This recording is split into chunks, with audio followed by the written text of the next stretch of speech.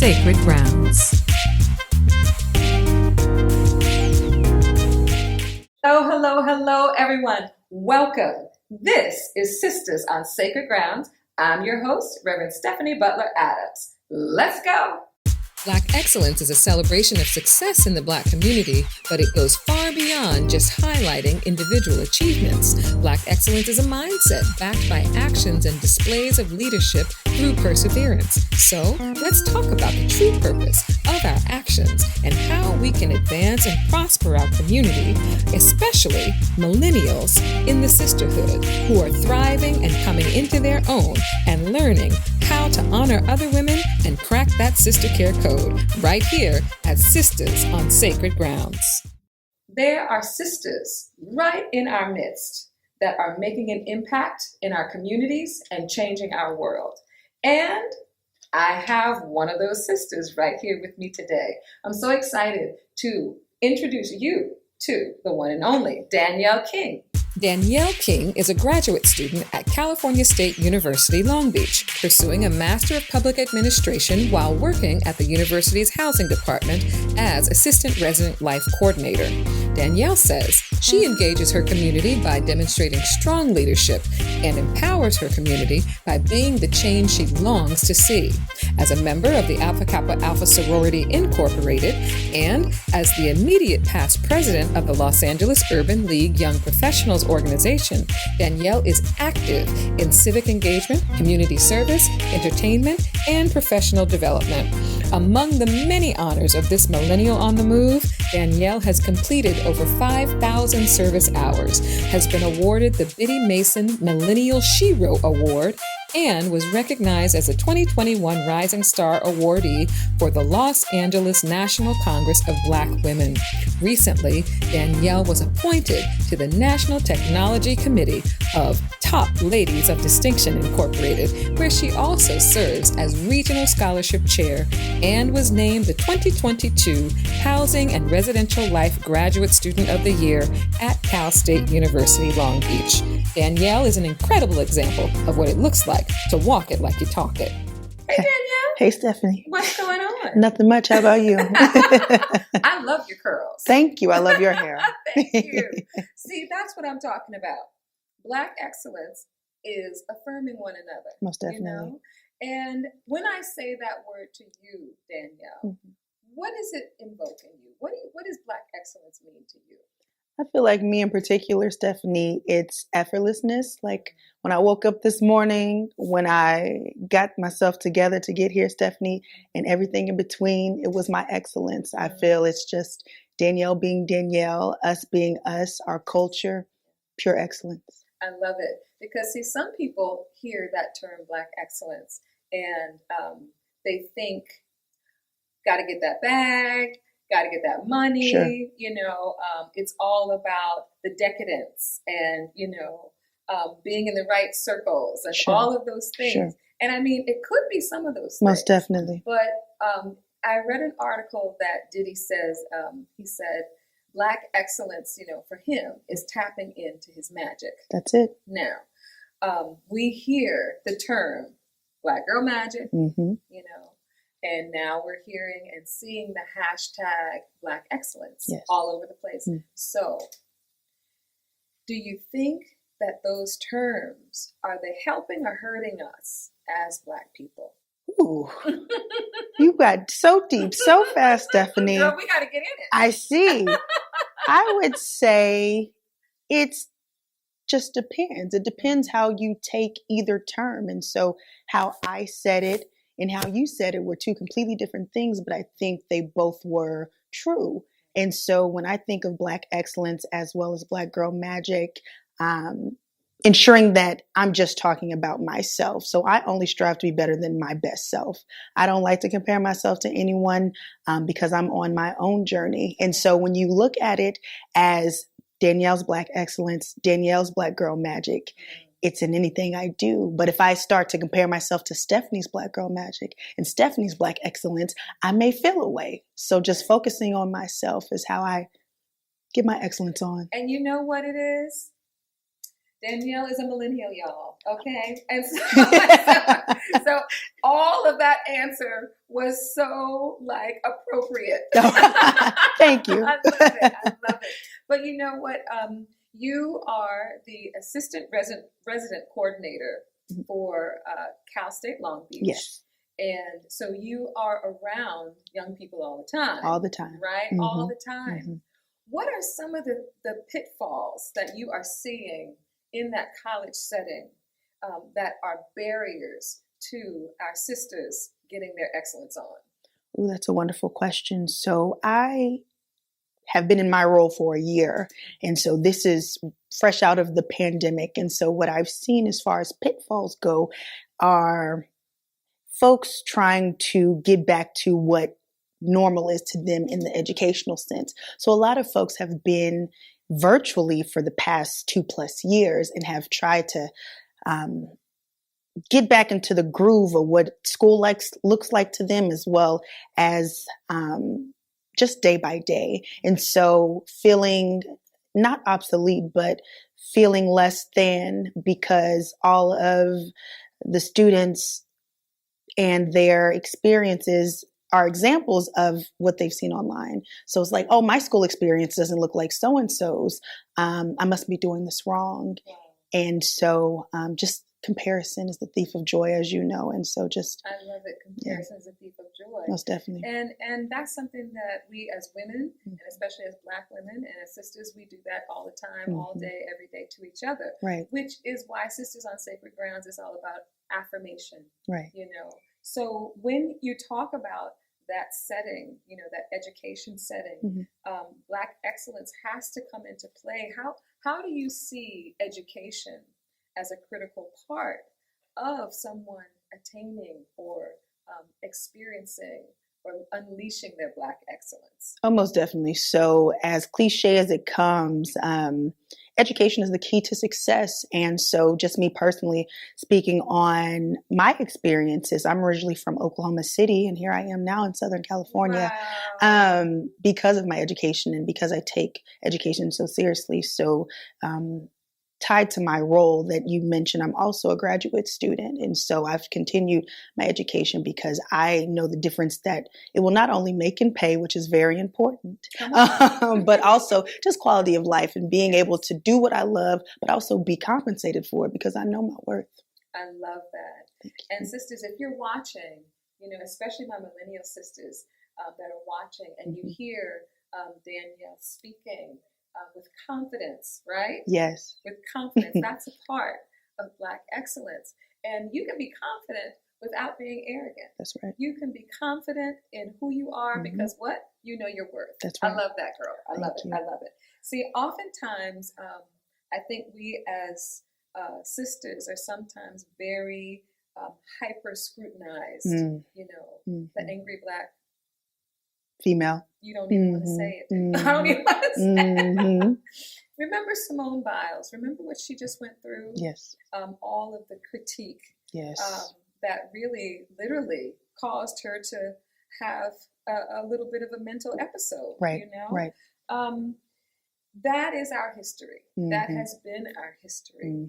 Have you ever had a time, you know, in your lifetime, in your career maybe, and even in your moving, you know, from one state to another, that you have felt that extra sense of scrutiny, you know, as a Black woman? Oh my. You know, I would say thankfully not to the point of where it's detrimental. I have an incredible tribe, an incredible village that always uplift me and help me get to my state of confidence, whether that be my sorority sisters, my family, my church home. So even under scrutiny, it hasn't gotten to the point where it penetrated my feelings and my joy because I have that offset of encouragement. So to answer your question, not where it made me feel uncomfortable. Wow, that's awesome because that's not everybody's testimony. That's right. That's right. That is not everybody's very testimony. Blessed. And you said something very critical. You said you have a tribe. You have a positive tribe around you. And When we come back from this very short break, we're going to hear more about Danielle King and her work with the LA Urban League. When we come back, right here on Sistahs on Sacred Grounds. Sistahs on Sacred Grounds.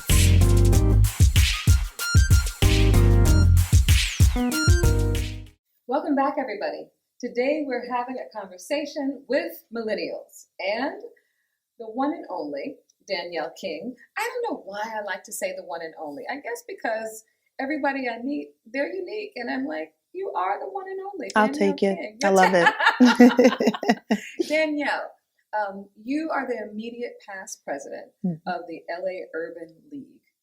Young professionals. Yes. I want to know a little bit about that because it's intriguing to me. You know, as a young person, what made you join the Urban League? And tell us about the work that you do with them.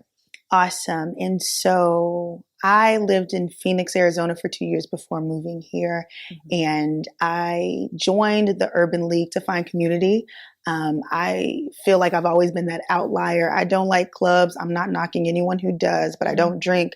I don't smoke just for preference. And so I feel like folks who are my age, early 20s, that's all we did.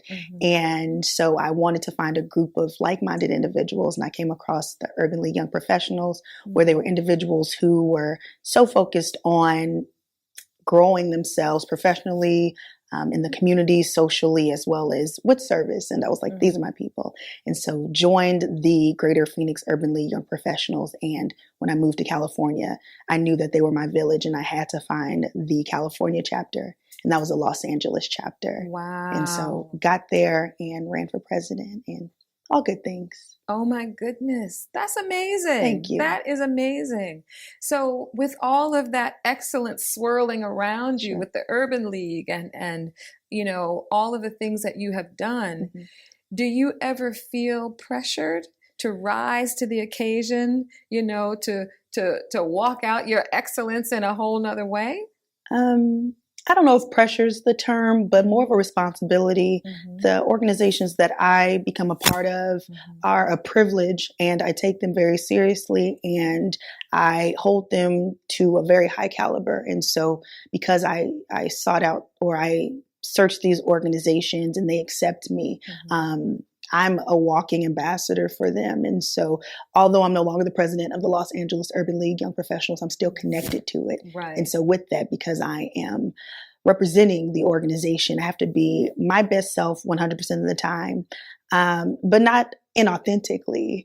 I'm so grateful where I join organizations that align with my values. So it's effortless to want to serve my community because that's what I like to do. Wow. But I'm not perfect by any means. Well, no, none of us are. Right, you know, right. If we find that girl, show me her. Right. Okay. But, you know, I've heard lots of wonderful things about the Urban League, and I would love to know from your perspective, what is the one thing that you've done with them that you're most proud about?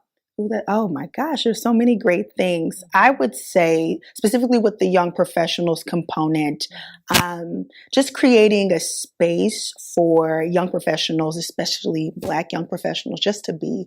There were several opportunities before the pandemic where we would be in person and we would have attorneys, educators, everything in between come to an event of ours and just say, it's just nice to be. It's nice to be here and not have to explain myself, not to code switch, to be comfortable as well as accepted. And so I think that was my proudest accomplishment. Well, I think we should talk about that because when you're talking about code switching, you know, that's another thing. Yes. Just like we said, there's a lot of hashtags out there. Talk to us about your experience with code switching, and maybe for the sisters and brothers who are watching, they don't know what code switching is. Sure. Talk to us. Okay, so in a nutshell, code switching is feeling like going into a space and you cannot be your 100% authentic self. So whether that be instead of coming somewhere in natural curls, I straighten my hair, or instead of being comfortable with not adding a G to the end of the word, making sure my vernacular is on point because I don't want to be judged. Because Wait, I'm sorry, not adding a G. Instead of I'm going to. Oh, okay. I'm finna. I'm there. I'm finna. I'm finna. Okay. It's just things like that. Where Yes. here I'm comfortable. Yeah. But maybe walking in a room where I'm the only one who looks like me, ensuring that I'm my best representation, because unfortunately we carry the weight of our race when we're the only ones in the space. Even as a millennial, you feel like that? Most definitely. Even more because so. I always wondered, because people say, I'm Gen X. Sure. Did we drop the ball for y'all? I don't think I did, me personally, but there are some things that we could have done differently to make you maybe feel more at ease and comfortable in that space. So to hear you say that, that's really interesting. That's really interesting. And this is definitely my experience. And so me being able to find those organizations like the Los Angeles Urban League and others where I feel like I don't have to code switch. So your generation setting up those spaces for us, so important. Yeah, absolutely. And I mean, let's just talk about this. We have a thought of how we envision 2022 millennials. Okay. Now, I should be playing this game with you. Fact or fiction. We'll play that in a minute. Okay. But when we think about the life of a millennial, like some folks say, millennials are impatient. They want what they want when they want it. They want to take the fast road to everything. They want their money now. They want, and I don't know, are we giving you a bad rap or what? I feel, there's no monolith to millennials, okay? So we're all very different. And I know we are like tied into this one big same box. But I feel maybe not being so accepting or appreciative of delayed gratification because we've been set up to be these extremely confident individuals. Like you go to school, you do the things, you can get the things. And so we go to school and we want to get the things and we can't get the things. And so we're like, wait a minute, what were we lied to? You said I could do if I do this, if I'm this person, if I go to school and I'm my best behavior, these are the things. And so I think specifically in California where you follow all the steps. So my mother, go to school, find your soulmate, get married, buy the house, this, that, and the third.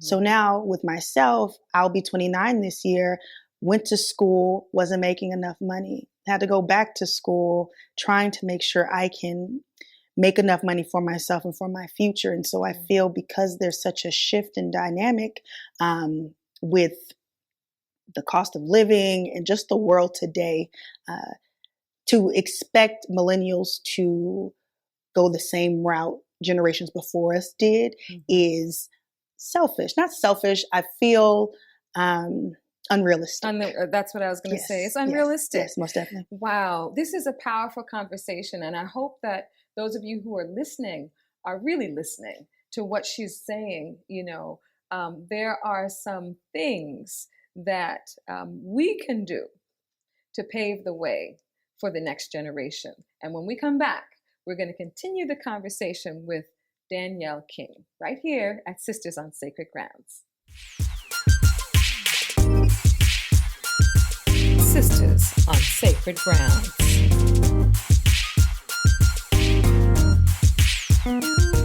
Welcome back, everybody.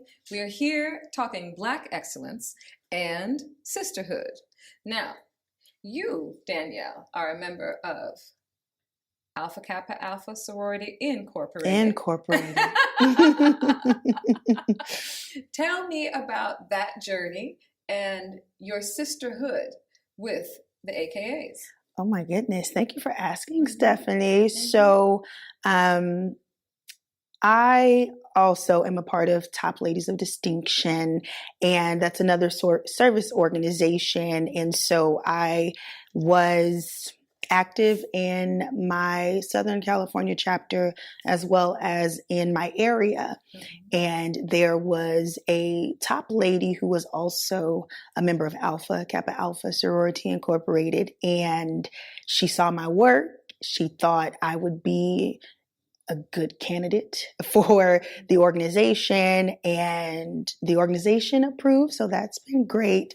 I love my sisters. I have hit the ground running. I became a member in December of 2021. So very, very recent. Very recent. Congratulations. Thank you. I appreciate that. And even within that time, I feel like I've done so much. And I am so grateful to have even more added to my village.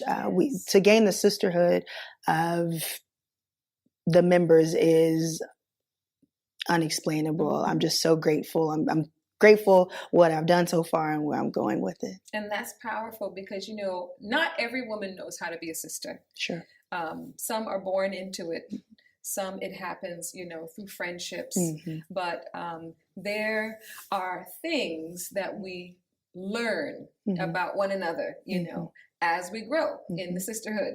And so when we talk about Black excellence and the undercurrent of being in the sisterhood, sometimes that Black excellence can be toxic. And I wonder if you can talk to our sisters who might be watching, especially in your generation, about how to avoid toxic relationships.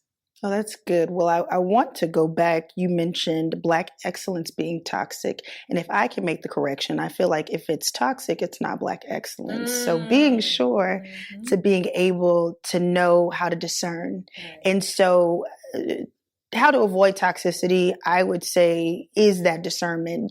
I feel, especially with women, we know when something's off. And if you have to question it, I feel like that's your answer. And so if it's a relationship, if it's a friendship, if it's, I don't want to say a job, but a job sometimes. Yes, a job sometimes. Sometimes it's toxic. It is. And so if it doesn't fit right with your spirit, it's time to redirect, refocus, and reshift. And so whatever that looks like for you. Well, I wanted to bring this particular area up for sisterhood because, I mean, I'm the youngest of 11 children. Oh my gosh. And I know how to be a sister. Yes. And if I didn't know, I'm going to know. Yes. Okay. Yes. It would make sure that I knew, right? But one of my mentors, and I think this is near and dear to me because, you know, we just mentioned how my generation should be creating a proper space, an open space for you to come through. You know, there's a way you come through, though, right? Okay. There's a way you come through. And my mentor, the Reverend Dr. Cecilia Williams Bryant, shout out to her. Years ago, we went on a women's retreat, and she talked to us about something called the Sister Care Code. And I just wanted to share some of those elements with you, and bring them up to a 2022. Okay, right? Awesome. So in this dialogue, I'm going to share one with you, and I wonder if you would translate it into your generation's vernacular. I'll do my best. All right, let's see how this works. So, Sister Care Code number 1: I will not speak negatively of another woman or allow a woman to be spoken negatively of in my presence. That's beautiful. So if I had to update that to today's time, I will not, I won't, okay, I got it. Speaking down on a sister or hearing someone speaking down on a sister ain't cute, girl. Don't let it happen. All right. All right, here we go. In confidentiality, I receive that which is shared with me as a sacred trust. Okay. Don't run your mouth about someone else's business. Come on. Okay. I will not obstruct the life of another woman emotionally, professionally, sexually, financially, or spiritually. Do your very best to uplift one another instead of bringing us down. That's good. Thank you. I heighten every woman's sense of beauty by my affirmation of her. I see you, girl. Go ahead and shine. Yay! That's right. I see you, right? Here's another one. I will not exploit, ridicule, pervert, or condescend the gift of another woman. I will be, I want to use light, and I'm thinking beacon. So I will not block your beacon of light. I won't block your shine. There it is. There it is. I'm here for you right here. And then lastly, what I bring into the life of another woman by the Spirit of God will be manifested in my own. Oh, beautiful. By God's grace, we both gonna win. Yes, yes.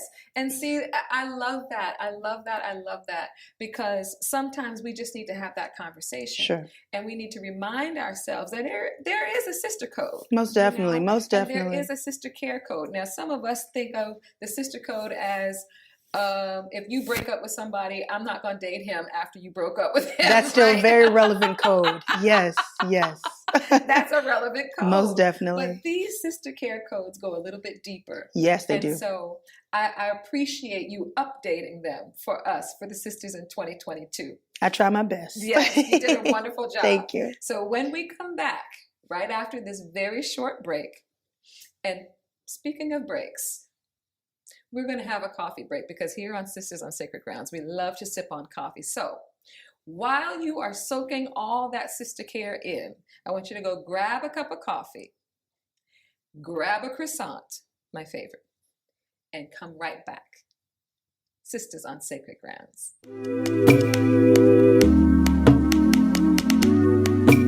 Success is something you have to define for yourself, and no one can do it for you. Success could mean a sense of giving back to the world and making a difference, or it could mean a sense of accomplishment and career advancement. Even still, it could mean being able to earn a living, doing the things you love. But no matter how you look at it, most of us desire to be successful in whatever we set out to do, whether that yields monetary dividends, peace of mind, or both. So, if you're ready to pursue your dream, why not start now? Exercise your faith, confidence, determination, and go for it. And that's today's coffee break. Sisters on Sacred Grounds.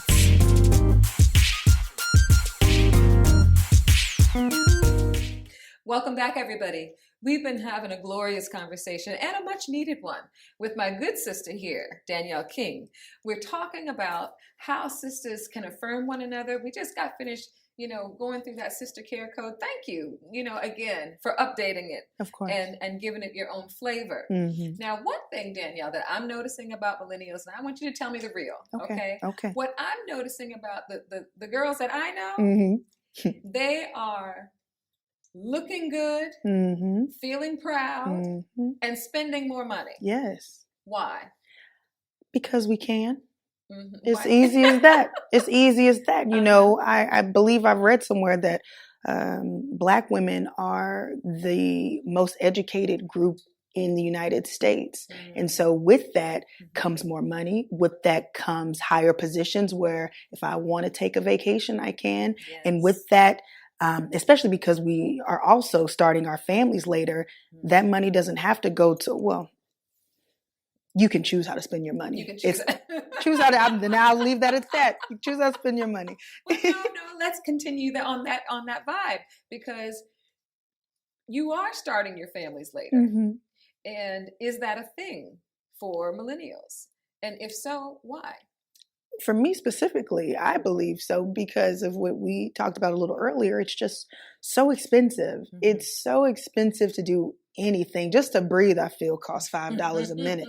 And so with that, being more responsible, instead of bringing a child into this world and struggling to make sure they're provided for, holding off, waiting until you feel like you're more prepared, because I don't think there's a such thing as ever being fully prepared to be a parent. Got it. I'm not speaking from experience, but from what I've seen, there's no such thing. But there is a such thing as being more prepared. So I want to wait a little bit. Let me get my fun out of my system. And then when I'm exhausted and I'm tired of jet setting, I'll be somebody's mama or somebody's auntie, because motherhood is not for everybody. Motherhood is not for everybody. And I love what you said. Let me get the fun out of my system. Not just the fun out of your system, sisters, but do everything that you even have in your mind that you say, I want to go on a trip around the world.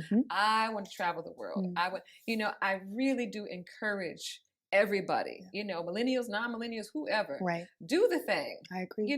Do the thing. And I love that you said you do it because you can, but that's been my observation. Definitely. And another thing I want to ask you about is setting trends. Okay. What I have seen is that millennials are setting trends in technology, in social media. I mean, y'all got it on lock in a lot of different areas. And I look at that energy and I'm like, okay, what is it? What is the it factor that sister Black millennials have today? What is it? Well, it goes into that effortlessness, but if I can touch on really quickly about the technology, I know from being in school, early 2000s on, I grew up with technology. So I remember having the computer labs where, as our teachers are just learning how to utilize these tools and teach us how to, that's all we know. I don't remember not ever having a computer. And so it comes naturally, oh, Danielle, can you help me with this? I just know how to do it. I don't know where I learned. It was somewhere between third grade and now. And so with that being out of the way, I don't have to worry about the technological piece. I already have that. And so then just me being my natural, authentic self and being able to put that on display, folks are realizing, oh, Black women have been trendsetters. Black women have been the ones that said it's cool. And so now we have technology that broadens our horizon and our scope as well as our reach. So it's like, oh, she's been doing that. It's just now a further reach. Wow. That is powerful. That's powerful. And I guess that's why so many of our seniors and not so seniors always be calling their grandchild and their whomever to come help me get my phone right. How do I Zoom? How do I Zoom? What is a Zoom? That whole part. Right. So trend setting comes natural or effortless, to you and to your generation. And we are the beneficiaries of that. Yes. I think that the beautiful thing is there's something that you can learn from us. Sure. And something that we can learn from you. Always. And one thing that I would like for you to tell us, speak to those folks who are non-millennials. Okay. What can we do to better communicate with you? What can we do to better, on a real level? What do you need from us? It's a really good question. I would say definitely with your generation, communicating with us, doing your very best to not come into the space or conversation with any preconceived notions. You listed a few earlier regarding millennials being impatient in things that are not our strengths. And so if you already have a wall before you even have a conversation with me, how am I going to help you? And then if I feel that wall, that negative energy, and I give you that energy back, now nothing positive is being done and nothing can grow from that. Yes. And so, especially with myself and my friends, I feel like I always match the energy that's given to me. Yes. So the best way to meet a millennial where they are is to be your best self, be authentic, be vulnerable, and find some common ground. So it's okay to be like, I feel that this has been my experience with other millennials. Can you help me with that? Or is that true? Say is that not again. True? Say that again. I feel that this has been my experience with other millennials. Yes. But I don't want that experience with you. Or this has been my negative experience with other millennials. Okay. Yes. And I don't want that with you. Exactly. So what can I do? Yes. That's it. Just be authentic, going into the space. I feel like there is nothing wrong with setting pride aside and just be like, this is what has happened to me. Yes. But I don't want to have that energy towards you. Yeah, and you don't want to exacerbate it. You don't want to perpetuate it. Sure. You don't want. I love that, because that's going to help somebody. All y'all out there, all your church mothers, and all your folks that looking at the young people sideways when they come into the church house. Say that. Yes, I'm so glad you mentioned that. Instead of looking at someone sideways, what are you doing to ensure that sister girl knows to correct the behavior? What if sister girl doesn't know that the behavior is incorrect to begin with? Hold on. We're going to come back, because we have to nail that in the ground, okay? When we come back after this very short break. Sisters on Sacred Grounds.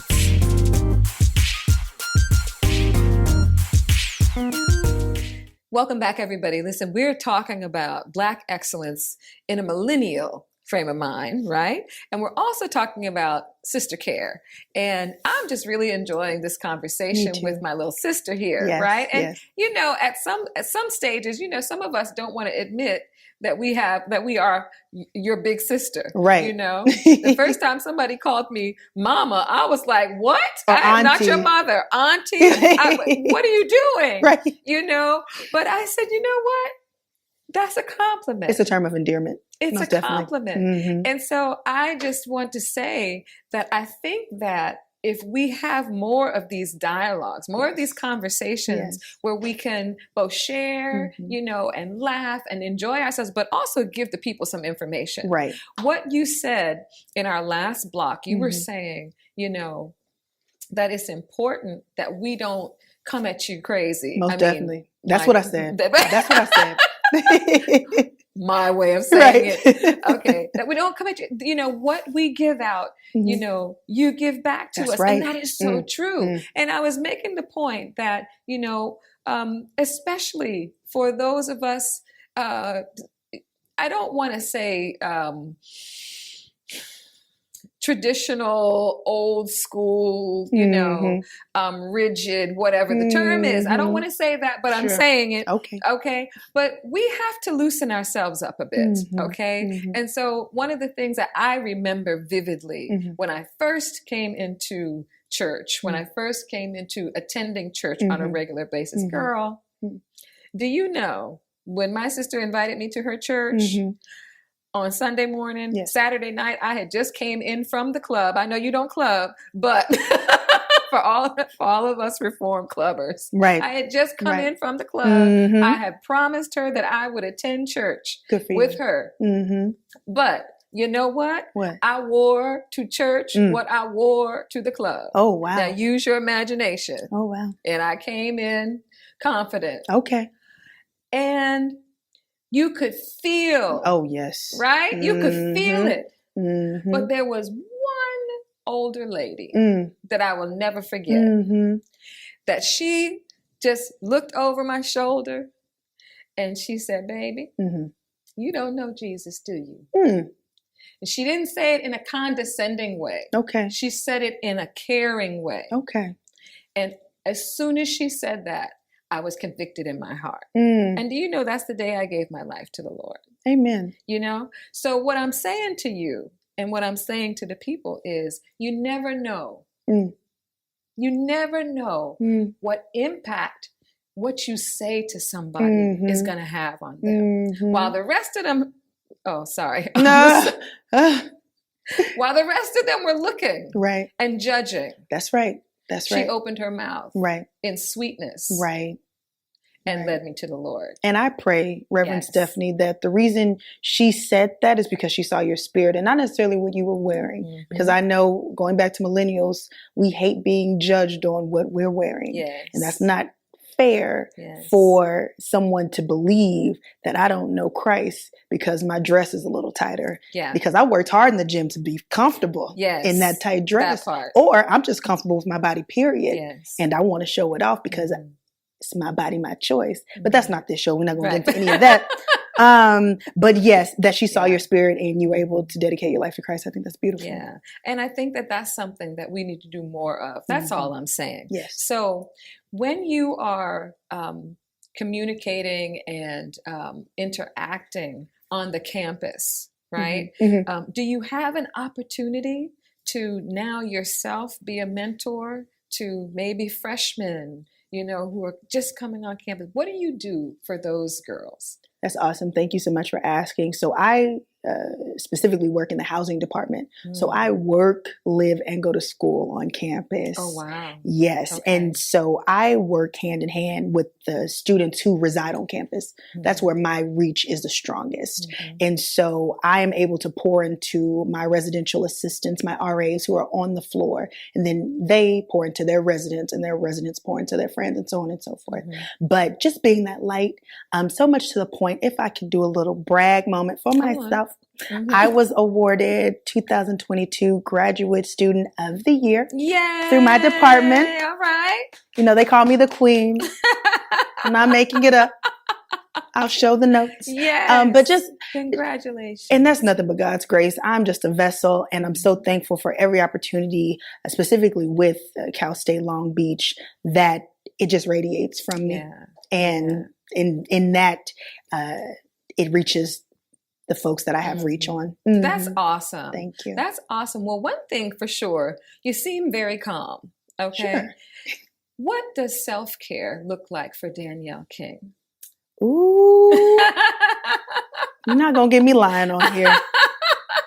Well, let's talk about it, because there might be something that we can help you with. Right. So self-care for me, and it's such a drastic turn from the person that I am. So my self-care is literally unplugging. So there will be times where I check my energy. If I can be real with you, Reverend Stephanie, I was supposed to be in Vegas right now. And I connected with my girlfriend who's celebrating her birthday today. And I was just like, I'm not feeling it. And there's something, whatever it is, in my spirit where I would be a negative Nancy, and I'm not going to go and ruin your birthday. Right. And she understood that, because again, I surround myself with folks who are like-minded like me. And if someone came to me that honest, I would definitely completely understand. And so I'm here because that's self-care for me. I'm just, I didn't have the energy to go. So I'm definitely the one, I'll just completely step back. And you may not hear from me in a little while.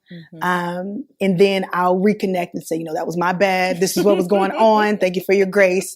I'm ready to work. We all have that friend. Yes. We all have that friend. And some of us are that friend. Okay.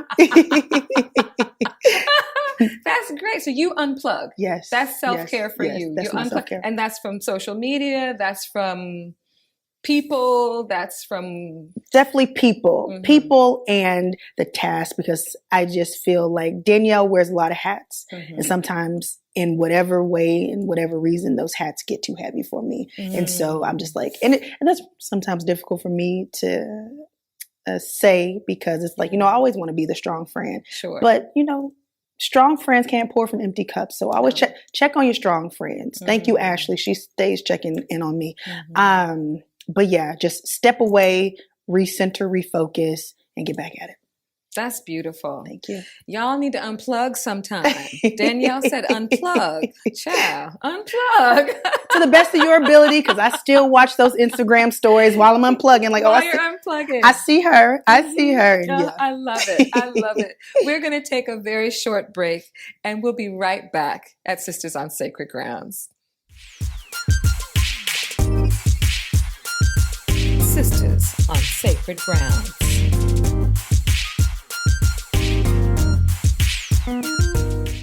Welcome back, everybody. So we have learned a lot today about our relationship with ourselves, the Black excellence that exudes from us, where we need to kind of step it up a little bit. And we've also learned about sister care. And so, Danielle, I have a little fun activity that I'm going to do right now with you. Yeah. Okay. It's called Fact or Fiction. Okay. Here at Sisters on Sacred Grounds, we like to engage, right? Yes. And if you're watching at home, you know the drill. Grab a piece of paper that says fact or fiction. And you can play along with us. Okay, so this is yours. Okay. All right. Okay. So I'm going to ask you a question, fact or fiction, and then you tell us what it is. Okay. Like, not what it is, but why you're saying fact or fiction. Okay. Gotcha. You got it? Okay. All right, here we go. All right. So, ready? Okay. Fact or fiction? Millennials do not have time to be watching TV all day. Ooh. We don't have time. We make time. If something just came out that is binge worthy, we find time. All right. Yeah. All right. Okay. Fact or fiction? Millennials believe in monogamy. This millennial believes in monogamy. For the majority, yes. Okay. Yes, we do. Okay. Yes, we do. Yes, we do. All right. All right. Fact or fiction? 2022 millennial women, they're not interested in your profession. No. Sis may make more than you, but she needs to know that you're doing something. You have to have some sort of motivation. So you'll date whomever as long as they're working. Now, I can't speak for all of my sisters now, but I feel to answer the question, you have to show that you can manage your time, that you care about more than just yourself, then you can provide. You can provide. And again, she may make more, but you have to show some effort. Okay. Yes. All right. In a relationship. Okay. It's always 50-50.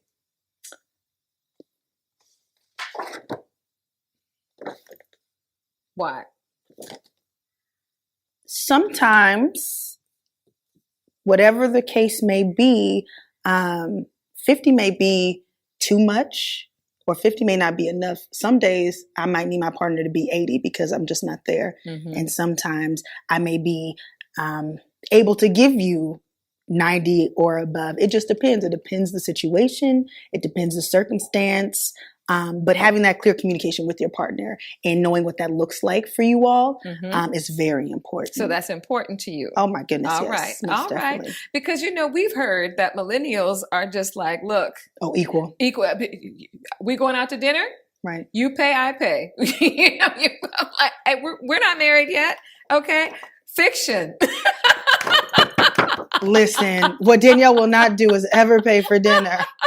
Okay. I love it. Okay. Then now I'll take out the trash if I'm the only one there and I have to do that. And, I'm not trifling, but as far as my time, you ask me out on a date, you want me to. Yes. Are you listening, potential mates out there for Danielle? Okay.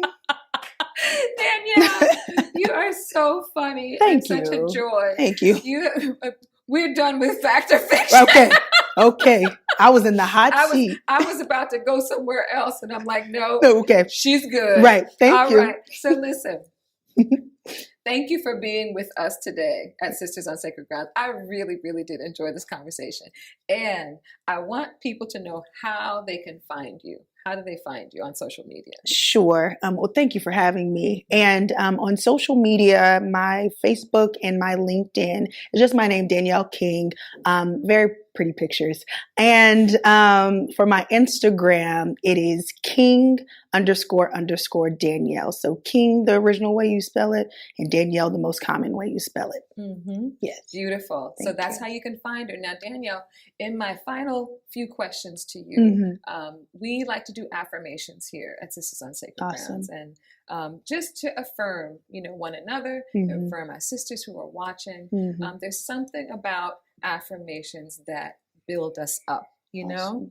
And my final question to you is, in all of what I see sitting in front of me, which is so much Black excellence. Thank you.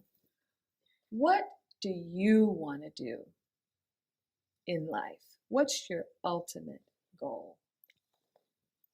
I've had time to think about it. I've took time off. As you know, I'm in my master's program, but I graduated from undergrad years ago. And so I've made it back, and I eventually want to work in a senior level position for a major nonprofit. So I don't want to be the CEO. I understand the importance of a CEO and their role and value, but I want to be underneath the CEO so I can still see the work being done that the CEO is working so hard for, and still have my hands on the work and my feet to the ground. But I also want to be in high enough spaces where I can make the decisions and I can say, oh, actually, from what I've seen, this is what I feel we should do. And because I have that level of positioning, I'm taken seriously. I love it. Thank you. Love it. And you're going to do that. Amen. And more. Thank you. And more. I receive it. And more. Thank you. Right? So, in our closing moments of affirmation, I'm going to ask Danielle, my little sister now, yes, to give us some affirmations for the sister millennials that are watching. Okay. Awesome. You only have to do 3. Okay. But these are what I want to call power affirmations, affirmations that will build them up. Oh, yes. Encourage them, right? And enlighten them maybe. So look right into that camera over there and talk to your sisters. Wonderful. Well, one of my favorite affirmations is 2 words, very short and sweet. I'm her. Whoever her is, whatever you need to be in that moment, her, that's you. I'm her. Very easy. Repeat it to yourself. And the second one that I recently started saying, it's a little more than I'm enough. I feel like I'm enough is the bare minimum. Okay. So I say I'm plenty. I'm plenty. Okay. Whatever I need to be, it's plenty. Okay. And you said give 3. And so the last one I would say, as far as affirmations go, I am fearfully and wonderfully made. Yes. Oh, beautiful. Yes. I'm plenty. Okay. Y'all better go on and say it. Okay. Say it like you mean it. All right. Okay. I'm plenty. And you're plenty. And you are more than plenty. Thank you. All right. So thank you, Danielle, for being with us. Truly, it's been a joy. It's been a real blessing. Everybody, don't forget to follow us at sistersonsacredgrounds.com. Visit our website of the same name. We're on Instagram and Facebook. We're all over the place. You can find us if you want to. So we'd love for you to join us. We'll see you again. And my affirmation for you, be safe, be well, stay beautiful. See you next time. Bye.